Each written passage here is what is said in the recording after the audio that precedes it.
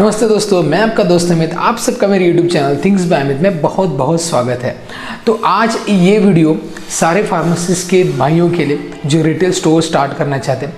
जो retail store अगर आप स्टार्ट करना चाहते हैं, बिल्कुल भी आपको कुछ भी मालूम नहीं है, तो आपको बहुत सारी दिक्कतें आती है, जैसे कि कोई भी बिजनेस स्टार्ट करने से पहले आती है।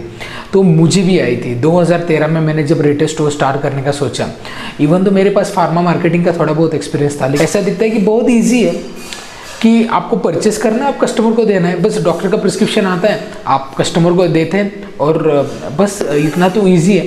बट इतना इजी होता नहीं है, बहुत सारी चीज़ें आपको डिफाइन करनी पड़ती है। आपको पहले दिन से बहुत सारी चीज़ों पे ध्यान देना पड़ता। तो वो क्या चीज़ है जो आपको चैलेंजेस है और जो आपको उस पर फेस करना पड़ता है इनिशियल लेवल पे जब आप कोई भी रिटेल स्टोर स्टार्ट करते हैं। इसके बारे में आज इस वीडियो में मैं आपको सिर्फ चैलेंजेस नहीं बताऊंगा, वो किस तरीके से ओवरकम करनी है ये भी मैं आपको बताऊंगा, क्योंकि आपको एक सही गाइड मिल सके, एक सक्सेसफुल रिटेल फार्मासिस्ट बन सके। तो यही मेरी कोशिश है। तो आज इस वीडियो में आप सभी को रिक्वेस्ट है, ये अंत तक देखिए, मैं 1 बाय 1 चैलेंजेस एंड सोल्यूशन बताऊंगा। तो चलिए दोस्तों, इस वीडियो को स्टार्ट करते हैं।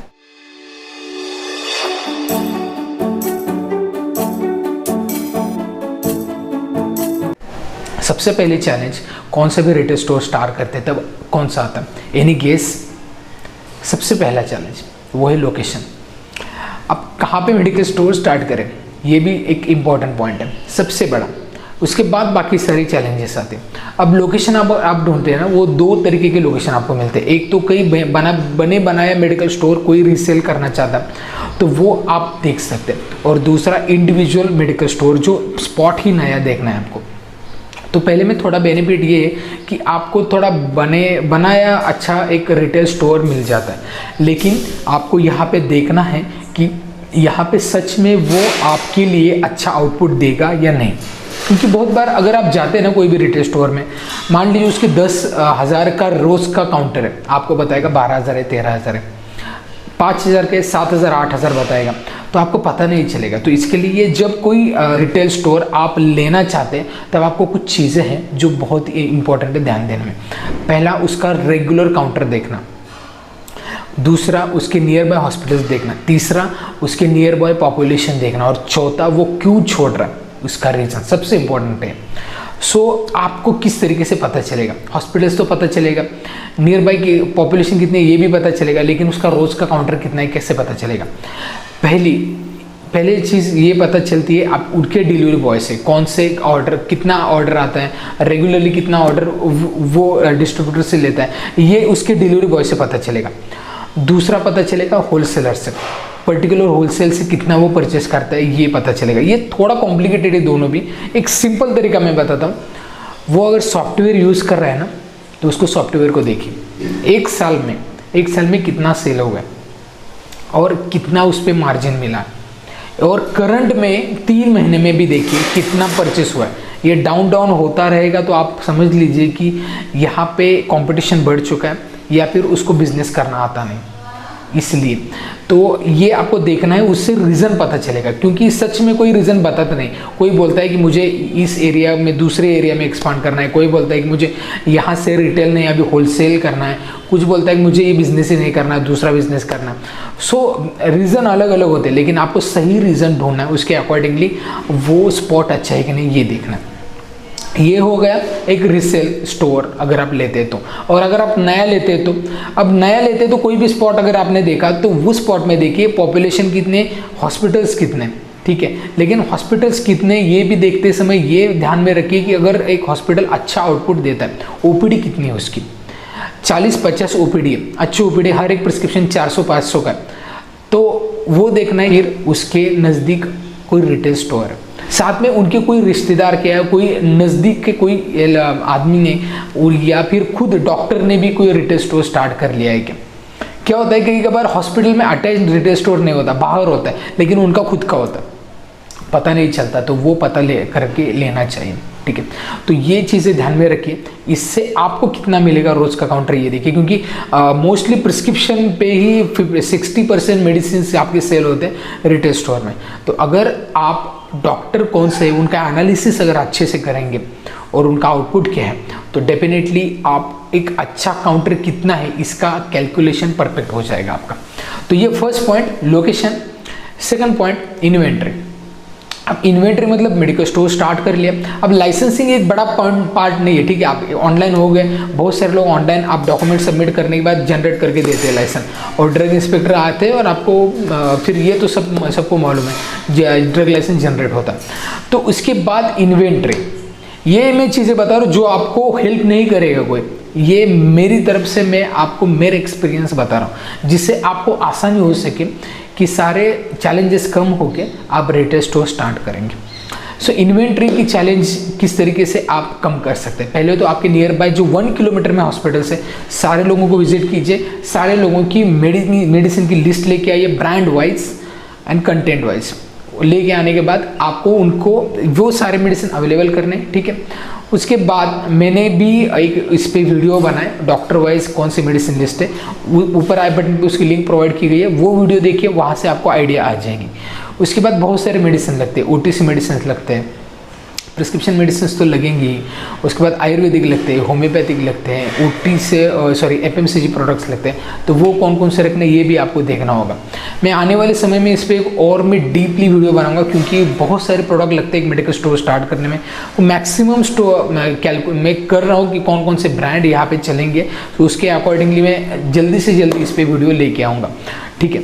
तो ये तो इन्वेंट्री के बारे में होगा, ये आपको चैलेंजेस है, ये ओवरकम करनी है। इसके बाद नेक्स्ट चैलेंज है डिस्ट्रीब्यूटर ढूंढना।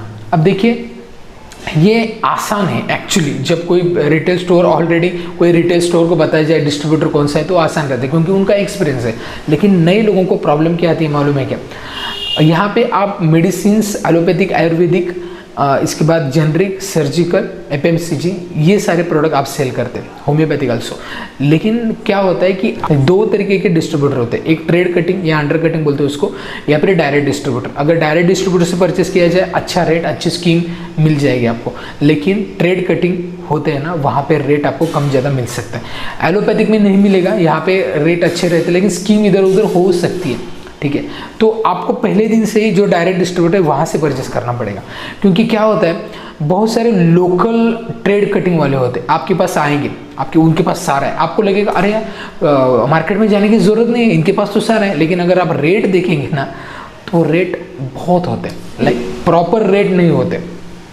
इसके लिए आपको सॉफ्टवेयर डालना पड़ेगा, सॉफ्टवेयर होगा तो आपको रेट पता चलेंगे। तो आपको डायरेक्ट डिस्ट्रीब्यूटर देखना।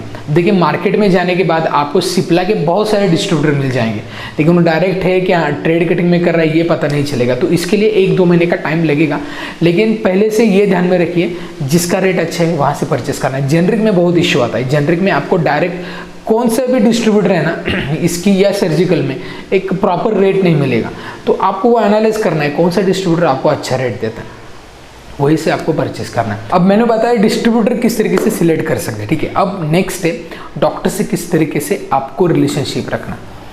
देखिए डॉक्टर 2 तरीके के होते हैं, टू बी फ्रैंक।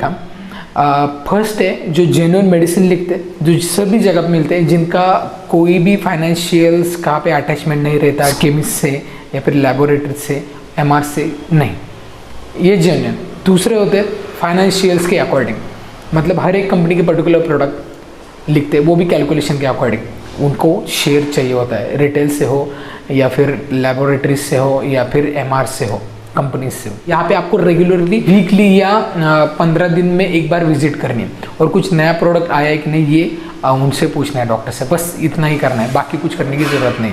उनको एनिवर्सरी या फिर बर्थडे सेलिब्रेशन हो तो वो आप सेलिब्रेट कर सकते हैं, मैसेज कर सकते हैं। नेक्स्ट पॉइंट ये है पेशेंट काउंसलिंग। अब देखिए पेशेंट काउंसलिंग मतलब क्या, फर्स्ट डे से आपको क्या होगा, पेशेंट आएंगे मेडिसिन रहेगा, ऐसा होगा कि नहीं पेशेंट बाउंस हो जाएंगे। तो वो बाउंस हुए पेशेंट किस तरीके से आपके पास आ सकते हैं। कस्टमर आ गया, मेडिसिन नहीं है, शॉर्ट बुक में लिख ली, जाके परचेस करके लेके आए। ऐसा ही करना है, कम से कम 6 महीने ऐसा ही होगा आपका, क्योंकि तब तक आपको पता नहीं चलेगा कि कौन सी मेडिसिन कितनी जा रही है। कस्टमर अगर रेगुलरली आपके पास आ रहा है और वो कार्डियो डायबिटिक है या फिर क्रोनिक पेशेंट्स है, ठीक है, या गायनेकोलॉजिस्ट का प्रिस्क्रिप्शन है, तो वो आपको रिमाइंड रखना है कि इस डेट पे इनकी प्रिस्क्रिप्शन मतलब इनके जो मेडिसिन वो खत्म होने वाले हैं उनको कॉल करना है। पूरी डिक्शनरी आप रख लीजिए आपके मेडिकल स्टोर पे, ठीक है।